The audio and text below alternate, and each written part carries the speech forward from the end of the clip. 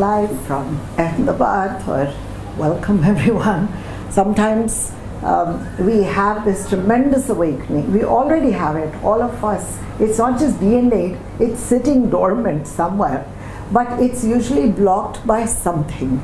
So it could be some questions, some cloudiness, some confusion in our lives, or some stress in our lives, that we are not able to access our awakened dimensions. So awakening does not happen out of the blue, out of space. It's already, you are awakened.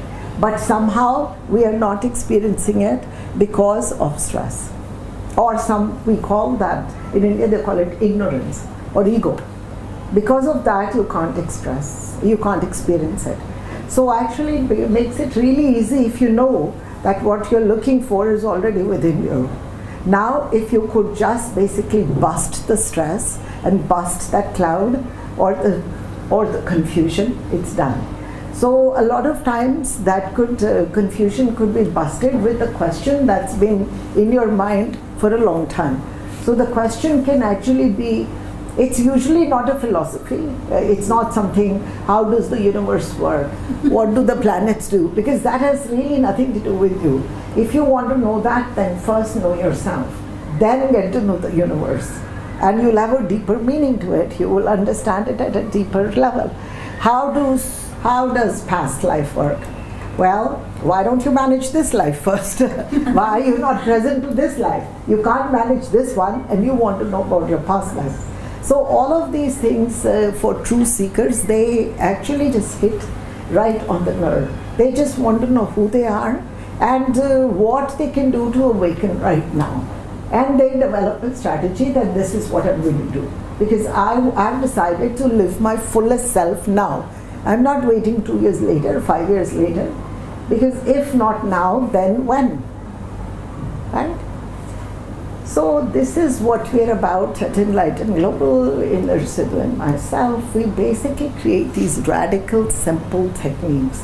And we are masters at creating very simple techniques and fast. So you have fast results. So dealing with nature, why angry, stuff like that, is like weather. I always say your nature is like weather. It will keep changing according to situations and people and circumstances. So when you're also not sure of your nature, we know it's transient. It's moving, it's just moving. So why do we need to spend so much time on nature? Does it make sense? Yes. Okay. So in hardcore spirituality, self-development, we just go to the core and we start to experience. We create through techniques the experience within seconds of who you are. So what is that? Last night we did the Blue Miracle. In the Blue Miracle, within seconds we did it, and you were in the state where you could see the thoughts, you could see the feelings, you could experience sensations, but also you could experience the watcher. You could experience the watcher, and beyond the watcher there was a space in which also the watcher was happening. Watcher was also in the space. So that personal awareness, the watching, also was going on in this some space, and we could experience just the space. And we noticed that our body energy, our consciousness was not confined just to our physical body. It was actually, we could experience almost like we are never ending. So this is a very powerful experience. Another thing that we noticed last night, if you would want to be very conscious of it today, was that when you actually were hearing sounds, even the sounds you will see, even when you were chanting, the sound of hum, you would say that I was saying hum, but it was not coming from me. And today you want to experience that. Even that, if you say, oh, where did that sound come from? You will see it just came from space. It is like we used to hear the word Akashvani. There was just like the entire universe, the space is broadcasting. From that we receive the sound. So yes, we have vocal cords. We can give it form, we can give it sense, we can give it shape. But the power of sound just comes from there. We reshape it. And now when you notice that, where are you? You will say, okay, I'm not in my thoughts, not there. It's the space. The space is basically looking at what is going on in the space. So in other terms, we can say consciousness has space. It has created everything, even all the thoughts, the feelings, your manifestation, and even like how we look at the whole body, the human body. What you were yesterday, you're not today. So when you met me yesterday, parts of you did not bring because they're not there. Many cells, many actually hundreds and hundreds of cells have died. So they have disintegrated, and a part of you today is hearing me for the first time. So this is not mysticism, it's just science. So if you look at the example of what I'm talking about is the mirror. So if you look at the mirror, what are you seeing in the mirror? Okay, just imagine you're looking at the mirror right now. What are you seeing? The body. Face nazar aa raha hai. Okay, we are seldom seeing the face. Do you ever see the gap between the eyes? Do you ever see ki eyebrows ki position? Do you ever see nose ki positioning? You don't. You see how you feel. The mirror is doing nothing, but to you the mirror is telling you you're not looking good. Where is this coming from? Mirror didn't say it. Mirror does not speak. So you, when you look at a mirror, the mirror, you are projecting your mind, and then you are thinking ki mirror ye keh raha hai, uski reflection. See, everything. I don't feel good. I've got what do you say? Those lines on the face. I've got. I'm looking sad. I'm looking tired. All of these basically are reflected feelings. Does that make sense? So the mirror never says anything. So whatever you have inside, you projected into the mirror and you saw that. Now there's always a story. If you're feeling a certain way, you'll say, yes, because of this, there's this. You always have a reason because of this. And if you're talking to somebody and you record your own self, you will change that story many times. Even in a day, the story is not true. So somewhere along the line, this is illusion. If you don't know the word illusion, this is illusion. This is ego. So what is ego? Ego is a sense of separate self. Perceiving the self but judging it differently. It's like a broken part of you somewhere and you can't access the truth. So you live by perception. You live by perception of what you're feeling, what you're sensing. Now we do it in people also. So when you meet people, what are you doing? You're going to look at them. You're only seeing in them what you have in you. You have no idea what the person is thinking. But looking at them, you'll say, I think. It's just a split second conclusion. Okay, they don't like me, they're trying to be too smart, they're ignoring me, whatever. The stories in your mind has already kicked in when you meet somebody. Now you start to act like that. So if you think the person will ignore you or is ignoring you, you will right away actually start to ignore the person right away because you don't want to be the victim.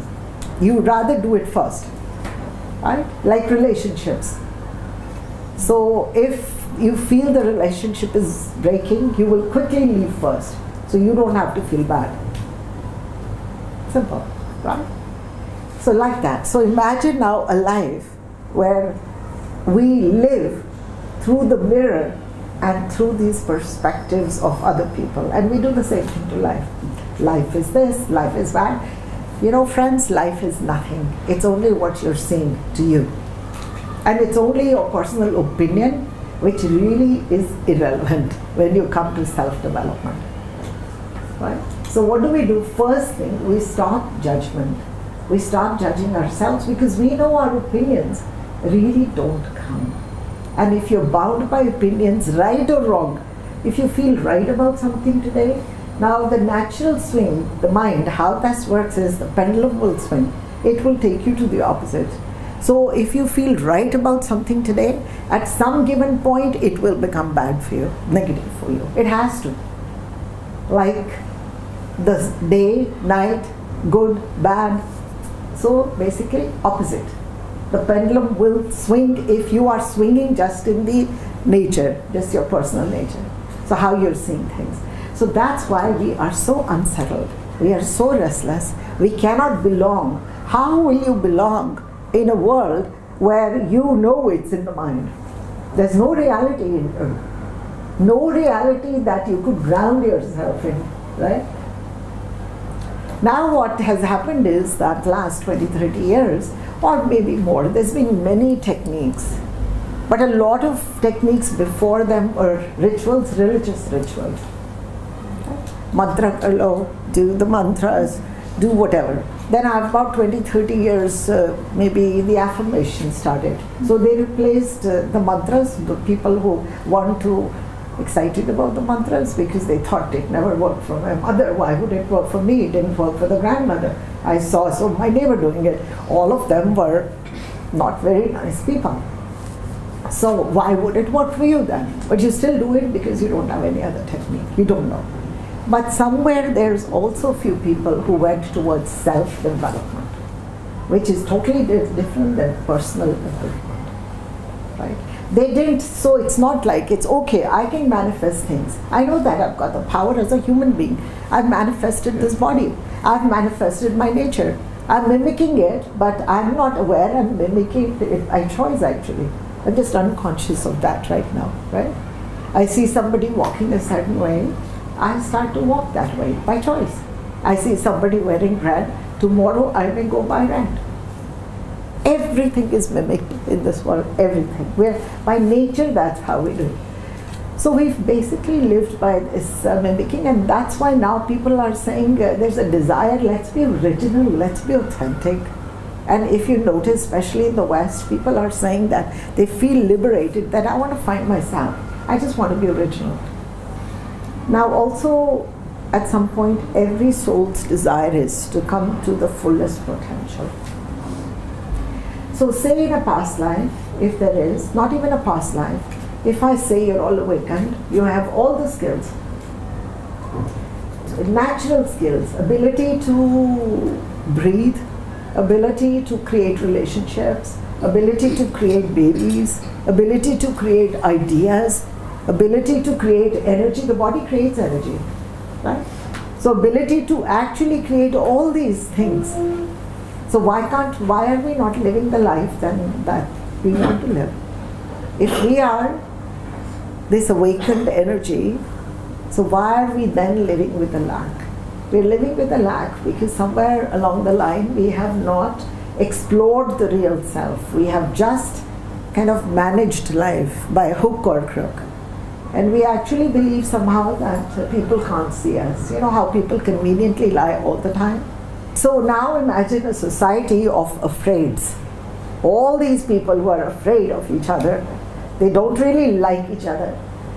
Yet they need to like each other to benefit from each other. Because everything you want is the hands of the other. If you want money today, if wealth is your goal, it is right now sitting in somebody's pocket or bank account. Simple. And there's never a dearth of wealth on our planet. So if somebody tells you, yes, there is poverty, this is created by our institutions and governments. It can, on a planet where they print money, how can there be a lack? Exactly. Does it make sense? Like, why are we buying into this? So-and-so is poor, so-and-so is poor. It's your governments who are creating these things. If you want to control somebody, even in a household or a country, you can keep them, the control is keep them uneducated, uninformed. Keep them, you don't have to leave the house, just stay here, I'll read the news to you. Right? You can, if you want to control somebody, you will do that. You'll all of a sudden become superior, you will keep them less. So by giving them less opportunities, less development, anytime they want to develop, they'll say, what's the use? I'm doing it. It's done. So the person never develops, they cannot examine, so now you can control them all the time. So after a while the conditioning becomes so strong that if we start to question the people who are controlling us, they actually intimidate us with anger. That how dare you ask? How dare you even ask me this? So basic question we cannot ask our parents, our spouses, our relatives. because we will be thrashed upon. And whoever is weaker by nature, who didn't get the opportunity to develop, will have to shut down and get depressed. So part of numbness is depression. So I would say 98% of humanity is depressed. You see it everywhere. So how do you know you're depressed? You're not working to your fullest potential. Okay, maybe you're not crying every day. Maybe you're not showing the symptoms we think associated with depression, but you are depressed because you're really, really not using your intelligence, wisdom, intuition, your power. Right? So again, coming back to Enlightened Global, all it is really simple. We keep it really simple, and so we can keep it sharp and tight. If you watch us live or our posts on Facebook, similarly to myself, you will see why we are saying what we are saying. You will understand a lot more. So it's very important for you to understand why you're doing the technique, how is it going to help, because your growth will triple and double. So how do we know we've basically grown, we've reached our potential? Okay? So when people say, okay, let's ask this question, that when people say that when I have this, when I've become this, then I'm complete. Seldom you will hear people say that I'm just the field of potentiality. I'm not the potential I created. I'm not this house. I'm not this sofa. I'm not the MA degree that I have. I'm not the wife that I am temporarily. So what are you? Who are you? You are just space with a field of potentiality. You can create anything and become everything. Anything, everything. Okay? So it's really, really simple. We're not stuck with one psyche, one emotion, one nature. This is forever, we can change at will. So if you fear that I am like that and you resist people who you don't like because they're like that, then let us stop that right now and start to examine and start to make it work. Because how many situations are we going to leave? How many people will we walk away from in life? How many jobs are we going to leave because we're not getting along? Like, what are we doing? We are like living dangers, right? Does it make sense? I'm putting it a little harshly, but what I'm saying, you all know that it's true, right?